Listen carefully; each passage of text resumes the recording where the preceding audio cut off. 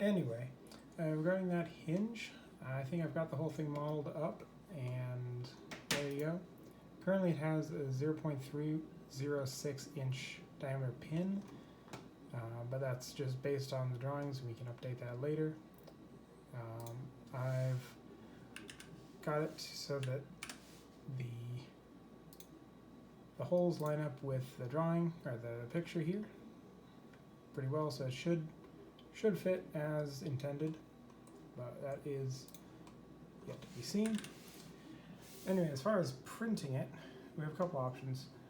This place here is Ometry, printed in nylon, which is probably the most durable option, but that's probably not the best option right now. Or I could also 3D print the whole thing here on my machine in PETG, which is pretty good and durable and decent for outdoor usage, and it would be about 6 hours per pair.